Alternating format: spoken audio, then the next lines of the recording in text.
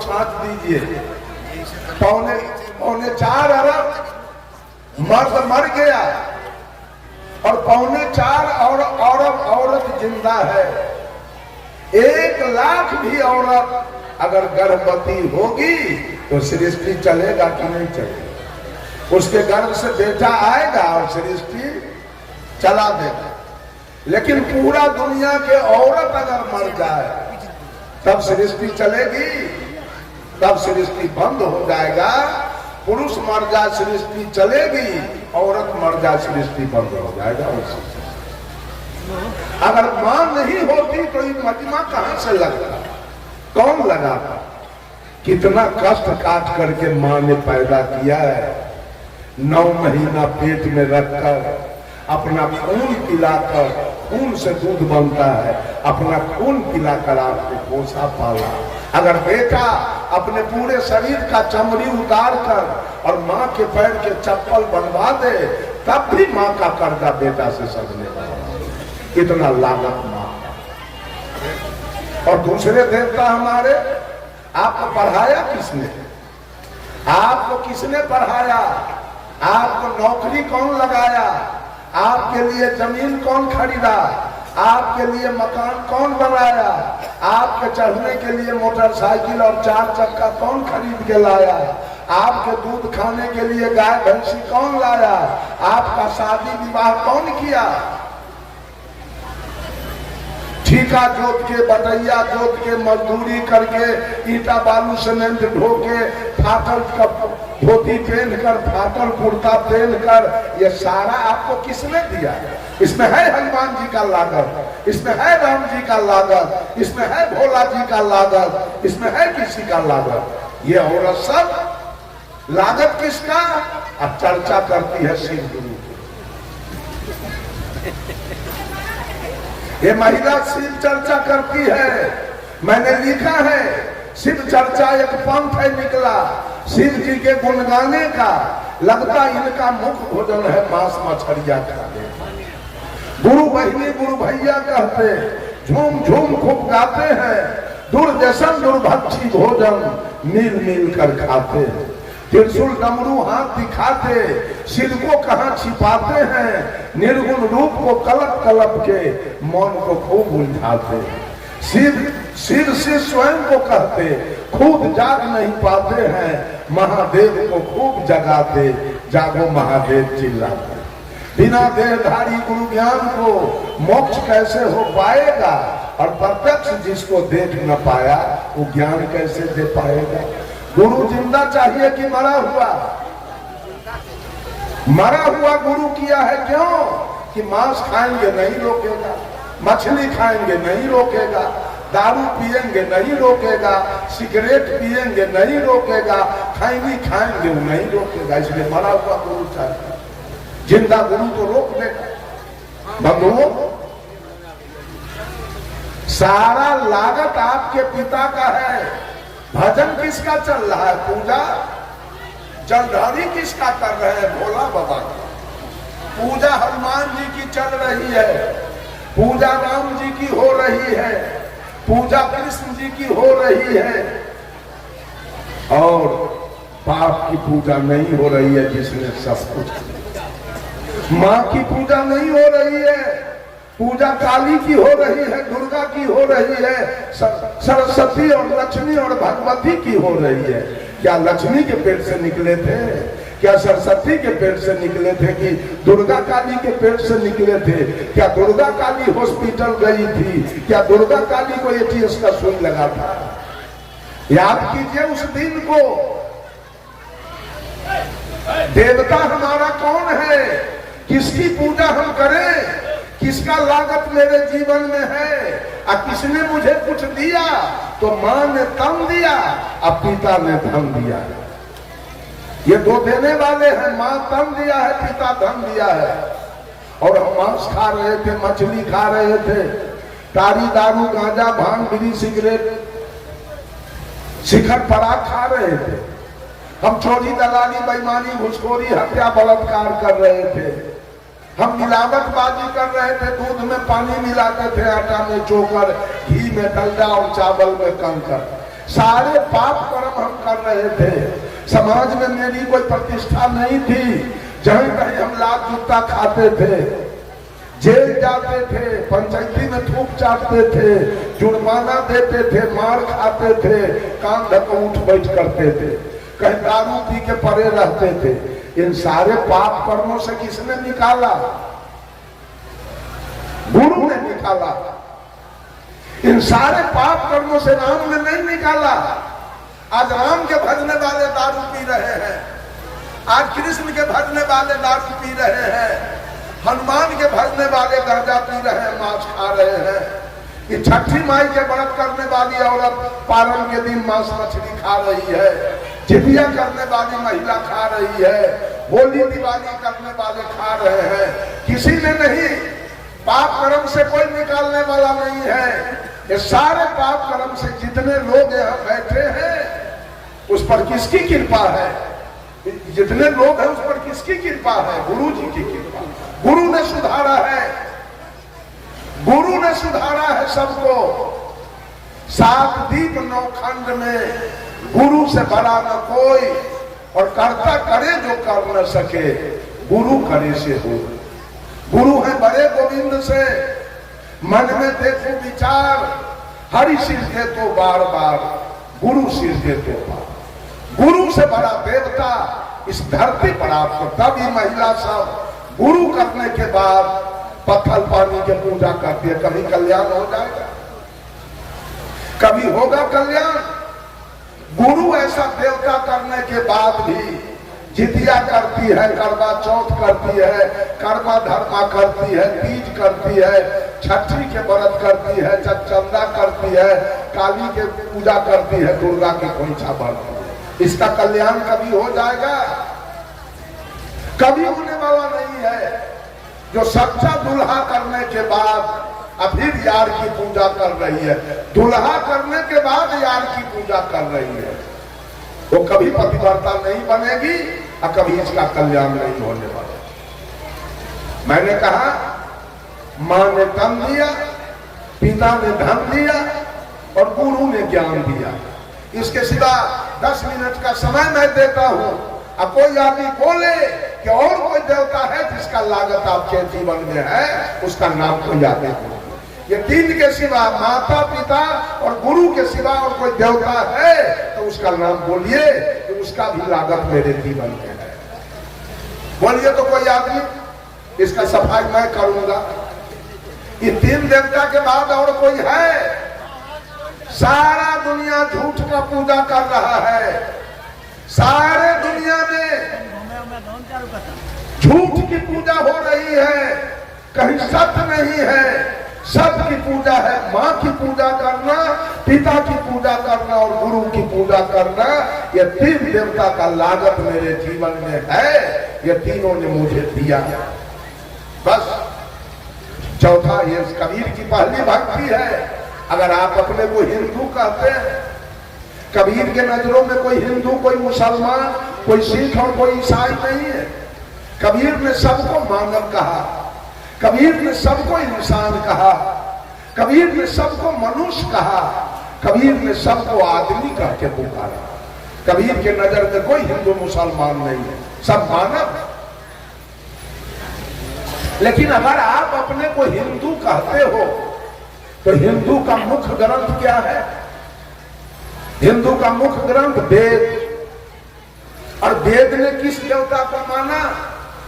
वेद ने नहीं कहा राम देवो भव, कृष्ण देवो भव, ब्रह्मा देवो भव, विष्णु देवो भव, महादेव देवो भव, काली दुर्गा देवो भव। वेद ने कहा मातृ देवो भव। वेद ने कहा मां देवता है। वेद ने कहा पितृ देवो भव। वेद ने कहा पिता देवता है। और वेद ने कहा आचार्य देवो भव। वेद ने कहा गुरु देवता। सुन लीजिए सब लोग कान खोल कर, इस 3 देवता के अलावे अगर किसी का पूजा करते हैं तो आप नरकगामी बनेंगे। आप लिख लीजिए, आपको नरक जाना होगा, क्योंकि बकिए जितने हैं सब झूठ है। सच्चा देवता इस धरती पर यही 3 है। माता, पिता और गुरु, ये तीनों का लागत है आपके जीवन में। तीनों ने आपको कुछ दिया है। ये श्रद्धा भक्ति है। सदगुरु कबीर कहते हैं कि श्रद्धा अगर रखो तो अपने माँ के प्रति, श्रद्धा रखो अपने पिता के प्रति, और श्रद्धा रखो अपने गुरु के, तब तुम्हारी भक्ति कारगर है और तुम्हारा कल्याण होगा। और दूसरी भक्ति है सदगुरु कबीर का प्रेमा भक्ति। प्रेम किसके प्रति रखा जाए? बंधुओं, कबीर साहब ने कहा, पोथी पढ़ी पढ़ी जगमुआ, पंडित भयान को, ढाई आखर प्रेम का, पढ़े सो पंडित हो। साहब कबीर ने कहा, जगत में पंडित कहीं मैंने देखा नहीं, कभी देखा नहीं पंडित। आप लोग कहेंगे इतना तो पंडित है जगत के अंदर, सदगुरु कबीर के नजरों में कहीं पंडित है नहीं। उन्होंने कहा, ढाई आखर प्रेम का, जो पौरा संयुक्त एकार मोहलंत, जो प्रेम का पाठ पढ़े वो पंडित है। पढ़ के सब घुसखोर हो गया, पढ़ के चोर हो गया, पढ़ के बेईमान हो गया, पढ़ के सब जातिवाद कर रहा है, संप्रदायवाद कर रहा है, छुआछूत कर रहा है। पंडित एक भी नहीं। पंडित कौन होगा?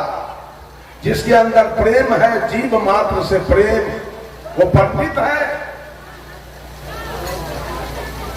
प्रेम कैसा होना चाहिए? मैंने सोचा, प्रेम तो पति पत्नी के बीच है, प्रेम तो साला महनोई के बीच है, प्रेम तो ससुर दामाद के बीच है, प्रेम तो पिता पुत्र के बीच है, प्रेम तो सास पुतोह के बीच है, प्रेम तो गुरु चेला के बीच है। ये सदगुरु कबीर कौन प्रेम की बात करना चाहते? ये प्रेम है क्या? बंधुओं, सदगुरु कबीर के विचार के अनुसार प्रेम कहीं लेश मात्र नहीं है धरती पर, प्रेम है ही नहीं। वो प्रेम कौन है? एक आदमी इसी तरह सत्संग कराया, जब सत्संग समाप्त हो गया तो गांव के जाने माने एक व्यक्ति, संभ्रांत व्यक्ति, जो सत्संग में नहीं आ सके, कल हो गए व्यक्ति क्या कहने, चाचा जी आप कल मेरे सत्संग में क्यों नहीं आए? वो व्यक्ति कहा, बेटा कल मैं एक पंचायती में चला गया इसलिए नहीं आ सका। तो वो आदमी पूछा, पंचायती कैसी थी? कहा, एक लड़का एक लड़की में प्रेम हो गया, उसी की पंचायती थी, उसी पंचायती में हम चले गए। वो आदमी कहा, प्रेम में पंचायती की क्या आवश्यकता थी? पंचायती को झगड़ा में, लड़ाई में, चोरी में, दलाली में, घुसखोरी में, बेईमानी में, हत्या में, बलात्कार में पंचायती होती है। जब लड़का लड़की के बीच प्रेम हुआ तो प्रेम में पंचायती क्यों हुआ? प्रेम तो हुआ सेवरी और राम के बीच में, कभी पंचायती नहीं हुई, कभी गाली गलौज नहीं हुआ, कभी मारपीट नहीं हुआ, कभी मामला फौजदारी नहीं हुआ, और कभी एक बच्चा भी पैदा नहीं हुआ। इसलिए कि प्रेम निर्विकार है, प्रेम निर्भर है, प्रेम निर्मल है, प्रेम पावन है, प्रेम पवित्र है, प्रेम शुद्ध है, प्रेम में कोई विकार नहीं है। प्रेम में न काम है, न क्रोध है, न लोभ है, न मोह है, न तृष्णा है, न अहंकार है। सेवरी और राम के बीच में प्रेम हुआ, कोई गाली गलौज मारपीट कभी नहीं हुआ, एक बच्चा भी पैदा नहीं हुआ। प्रेम हुआ मीरा और कृष्ण के बीच में, कभी गाली गलौज मारपीट खून खराबी नहीं हुआ, एक बच्चा भी पैदा नहीं हुआ। प्रेम में बच्चा नहीं पैदा होता है। प्रेम हुआ राम कृष्ण परमहंस और शारदा देवी के बीच में, कभी एक बच्चा नहीं हुआ, कोई गाली गलौज मारपीट नहीं हुआ। प्रेम हुआ जयप्रकाश नारायण और प्रभावती देवी के बीच में कोई गाली गलौज नहीं, कोई मारपीट नहीं, कोई बच्चा भी पैदा नहीं हुआ। उसका नाम प्रेम है। बंधुओं, जो साहब कबीर ने प्रेम की चर्चा किया वो प्रेम है, आत्मा से आत्मा का मिलन, इसका नाम है प्रेम। सेवरी और राम के बीच में आत्मा का मिलन हो गया। सेवरी कही थी राम से कि ही विधि स्तुति करो तुम्हारी, अधम जाति में जड़मति नारी, अधम ते अधम अधम यति नारी, तीन मह में मति मंद गमारी। का प्रभु मैं आपका सेवा कैसे करूं? एक तो मैं जात की मुसहरनी, देखने में काली कलोटी, और तीसरे विद्या के ही। तो भगवान राम ने सेवरी से कहा, कहा रघुपति सुनु भामनि बाता, मान हुए भगति करनाता, जाति पाति कुल धर्म बड़ाई, धन बल परिजन गुण चतुराई, भक्तिहीन नर सोहि कैसे, लवन बिना बहु व्यंजन जैसे। क्या सेवरी, हमारा तुम्हारा कोई शादी सरहोज का रिश्ता नहीं है, एक प्रेम का रिश्ता है। कोई जाति का बड़ा हो, धन का बड़ा हो, विद्या का बड़ा हो, बुद्धि का बड़ा हो, रूप का बड़ा हो, बल का बड़ा हो, और उसके पास अगर भक्ति नहीं है तो व्यक्ति मेरे नजर में वैसे है जैसे 56 प्रकार का व्यंजन एक नमक के बिना फीका है, वो व्यक्ति मेरे नजर में बिल्कुल फीका। अब तब सेवरी का बैल तब राम खाए थे, इसलिए कि आत्मा से आत्मा का मिलन था, आत्मा से आत्मा का प्रेम था। इसका नाम है प्रेम। जहां आत्मा से आत्मा का मिलन हो उसका नाम है प्रेम, और जहां देह से देह का मिलन हो उसका नाम है प्यार, उसका नाम है मोहब्बत। There are great difference between prem and pyaar. प्रेम और प्यार में धरती आसमान का प्रेम हुआ सेवरी राम के बीच में, और प्यार हुआ था लैला और मजनू के बीच में, मोहब्बत हुआ था लैला मजनू के बीच में। आज पति पत्नी में कहीं प्रेम नहीं है, पति पत्नी में कहीं प्रेम नहीं है, पति पत्नी में प्यार है, और उसी को उर्दू में कहते हैं मोहब्बत। पत्नी फंसी है पति के मोह में, और पति फंसा है पत्नी के मोह में। वो लड़का लड़की के बीच अगर प्रेम होता तो पंचायती नहीं होती। लड़का लड़की के बीच मोहब्बत था, लड़की फंस गई लड़का के मोह में, लड़का फंस गया है लड़की के मोह में, वहां तो पंचायती होगी। पति पत्नी के बीच पंचायती होती है, क्यों? पति पत्नी में देह का मिलन है, आत्मा का मिलन नहीं। आत्मा का मिलन उसका नाम है प्रेम, और देह से देह का मिलन है उसका नाम है प्यार, उसका नाम है मोहब्बत। साहब कबीर कहते हैं कि जितने भी मानव है दुनिया के अंदर, चाहे वो कोई जाति से आता हो, वो मानव जितने हैं वो सब प्रेम के पात्र हैं। कबीर के शब्दों में कबीर की दूसरी भक्ति क्या है? मानव से प्रेम।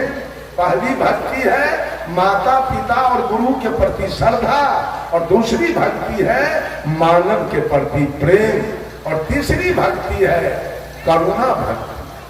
करुणा माने होता है दया।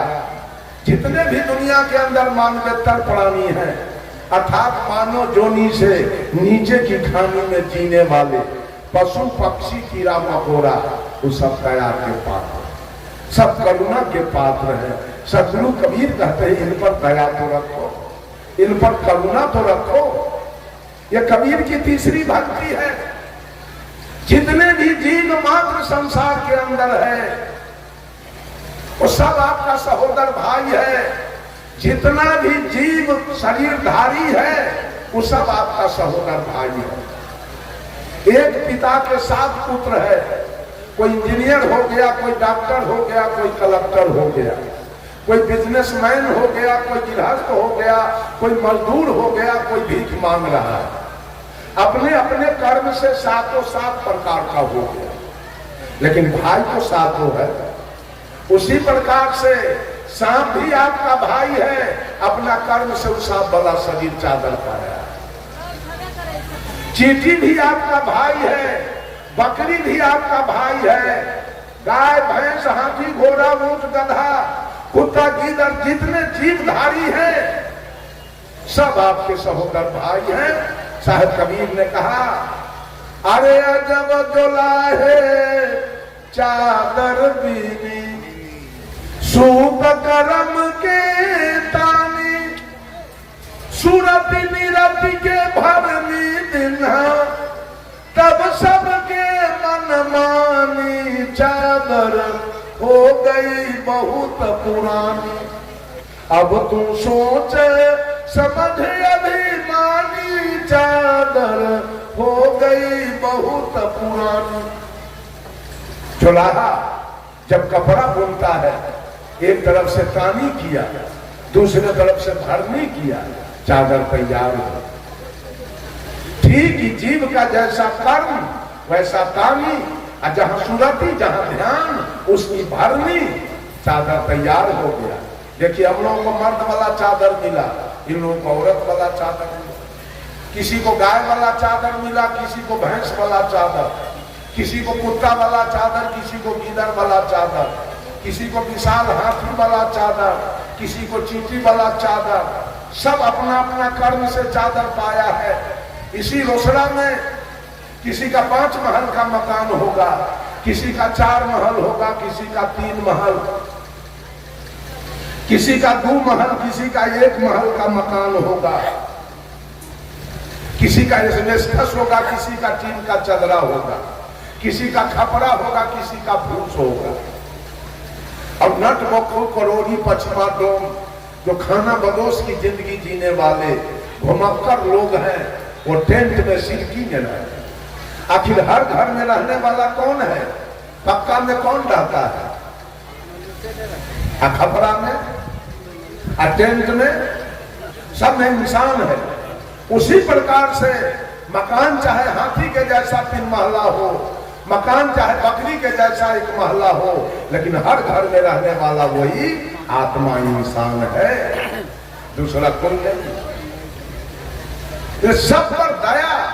कबीर की तीसरी भक्ति। आज लोग मुर्गा पोस के कटवा रहे हैं, बकरी पोस के महिला सब गला में कंठी पहनी है, बकरी पोस के कटवा रही है, कबूतर पोस के काटे जा रहे हैं, गाय काटे जा रहे हैं, भैंस काटे जा रहे हैं, ऊंट काटे जा रहे हैं, दुम्मा काटे जा रहे हैं।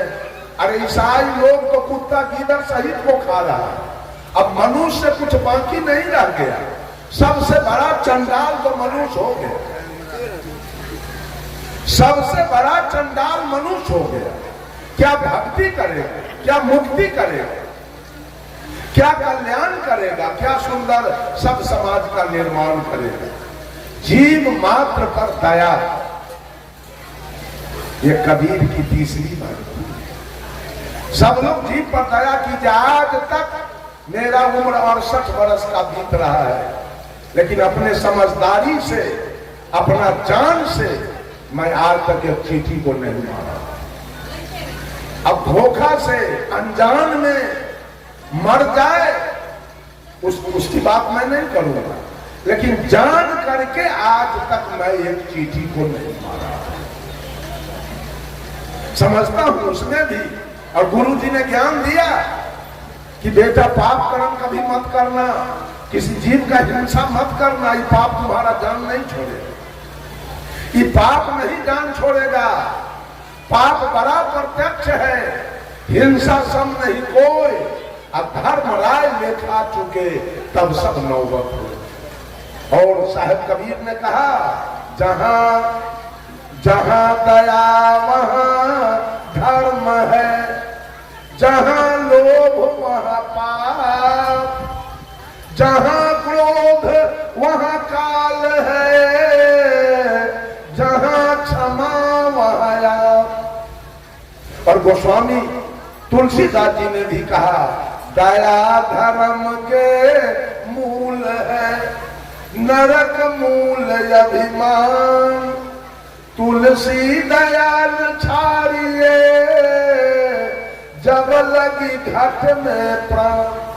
जीव पर दया, साहिब कबीर ने कहा, मनुष्य प्रकृति से शाकाहारी, मांस से अनुकूल नहीं है, पशु भी मानव जैसा प्राणी, वो मेवा फल फूल नहीं।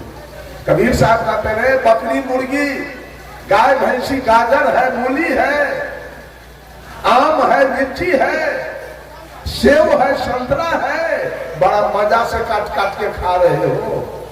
रे बेवकूफ भी प्राणी है तुम्हारे जैसा, उसमें प्राण है। मान लिया जाए कि जेठ की दोपहरी चल रही है, कड़ी धूप, और उस धूप में नाम को रख दिया जाए, हारमोनियम को रख दिया जाए, और भैंस को बांध दिया जाए, गाय को बांध दिया जाए, धूप से छटपटाएगा कौन? हारमोनियम की नाम। Was the leader of Krishna, but Satguru Kabir was the leader of soul. Tulsidas ji सगुन ब्रह्म राम का वकालत किए। आज भी लोग माटी पत्थर शीशा धातु के राम सिया बना के पूज रहा है। सूरदास जी ने कृष्ण का वकालत किया। आज भी लोग माटी पत्थर शीशा धातु के राधा कृष्ण बना के पूज रहा है। But Satguru Kabir was the leader of soul. लेकिन साहेब कबीर ने इस आत्मा का वकालत किया है। साहेब कबीर ने आत्मा का वकालत किया, जो तीनों काल का दृष्टा है, जो तीनों काल में सत्य है, जिसमें तीनों काल में कोई परिवर्तन होने वाला नहीं है। कबीर का भगवान पूरे विश्व में है। ये आत्मा कहां कहां नहीं है। इंग्लैंड में नहीं है कि अमेरिका में नहीं है, कि रूस में नहीं है, कि चीन में नहीं है। चप्पे चप्पे में कबीर का भगवान है। लेकिन आपके भगवान कहां है? राम नहीं है चीन में, कृष्ण नहीं है इंग्लैंड में, महादेव जी नहीं है अमेरिका में, कहीं नहीं है। लेकिन कबीर का भगवान पूरे विश्व के अंदर ये आत्मा बैठा है। याद कर लीजिए आप लोग, ये झूठा प्रोपगंडा फैलाया जा रहा है पंडितों के द्वारा, मौलवियों के द्वारा और पादरियों के द्वारा। ये सब काल का दलाल है और सबको भटका भटका करके मारने के चक्कर में। सब आदमी गुरु के शरण में चले जाइए, सब आदमी गुरु के शरणागत हो जाइए, और कोई पत्थर पानी के पूजा करना बंद कर दीजिए अगर कल्याण पाना है तो। सब आदमी घरे घर माँ का सेवा कीजिए। माँ के सेवा में चूक जाइएगा, कल्याण नहीं होगा, क्योंकि माँ का कर्जा सधाना जरूरी है। पिता का कर्जा, माँ का लागत इस शरीर पर 14 आना है, पिता का लागत 2 आना है। इसलिए माँ को आगे किया गया, पिता को पीछे कर। सबसे पहला है मातृ देवो भव, तब है पितृ देवो भव। पहले माँ तब पिता। याद रख लीजिए सब लोग। अब मैं अपने वाणी पर विराम लूंगा। अगर भक्ति करना है, पूजा करना है, जीवन में सुख शांति लाना है, जीवन का कल्याण करना है, तो श्रद्धा भक्ति में आ जाइए। और श्रद्धा भक्ति का मतलब है माता पिता और गुरु की भक्ति कीजिए। दूसरी भक्ति प्रेमा भक्ति। किसी को चमार मत कहना, किसी को दुसाध नहीं कहना, किसी को डोममेस्टर मत कहना। सब इंसान है, सब मानव है। तुलसीदास जी लिख दिए रामचरितमानस में, आत्म अनुभव सुख सुप्रकाशा, तब भव मूल भेद भ्रम नाशा। कि जिस दिन आत्मा की अनुभूति हो जाए कि हर घट में परमात्मा की सत्ता, आत्मा बैठा है, तो फिर सारा जातिवाद खत्म हो जाएगा। ये गोस्वामी तुलसीदास जी ने कहा। साहिब कबीर ने भी कह दिया, अरे आत्म ज्ञान बिना सब सोना, क्या मथुरा क्या काशी रे। जैसे मिर्गा नाभि कस्तूरी, बन बन फिरत उदासी रे। मोहे सुनी सुनिया बत हंसी। एक आत्म ज्ञान के बिना ये धरती चल रही है चारों तरफ। मंदिर मस्जिद की कमी नहीं, पूजा की कमी नहीं। एक आत्म ज्ञान के बिना जातिवाद, संप्रदायवाद, छुआछूत, अवर्ण सवर्ण, नीच ऊंच की भावना चल रही है। जिस दिन आत्मा की अनुभूति हो जाएगी कि ब्राह्मण में भी वही आत्मा और नीचे जाति में भी वही आत्मा, उस समय आपके अंदर से जो भेद भरम है वो सारा खत्म हो। तो मैंने कहा कबीर की 4 भक्ति है, सबसे अंतिम भक्ति है स्नेहा भक्ति। स्नेह किसके प्रति? जो छोटे छोटे बाल गोपाल हैं 10 वर्ष से नीचे के, साहब कबीर ने उसका उसके प्रति स्नेह रखना स्वभाव। यह कबीर की चौथी भक्ति है। पहली भक्ति माता पिता गुरु के प्रति श्रद्धा, दूसरी भक्ति मानव के प्रति प्रेम, तीसरी भक्ति जीव जंतु के प्रति दया, और चौथी भक्ति है कबीर का कि जितने बच्चे हैं नन्हे मुन्ने बाल गोपाल शिशु, उसके प्रति स्नेह रखना, आदर रखना अपने दिल में। यही 4 भक्ति है कबीर का। 4 भक्ति आपकी हो गई, आपका भौतिक जीवन अविचल सुखमय होगा और आध्यात्मिक जीवन अविचल शांतिमय हो जाएगी। आपका कल्याण हो जाएगा, आपका मोक्ष हो जाएगा, आपकी मुक्ति हो जाएगी, आपके जीवन में सुख शांति आ जाएगी। सर्वे भवन्तु सुखिनः, सर्वे सन्तु निरामया, सर्वे भद्राणि पश्यन्तु मां कश्चित् दुःखभाग् भवेत्। सभी लोग सुखी हो, सभी लोग निरोग हो, सभी लोग स्वस्थ हो, सबका कल्याण लाभ हो, सब परस्पर आदर भाव से जिए। इन्हीं कुछ शब्दों के साथ अपने वाणी को देता हूं विराम।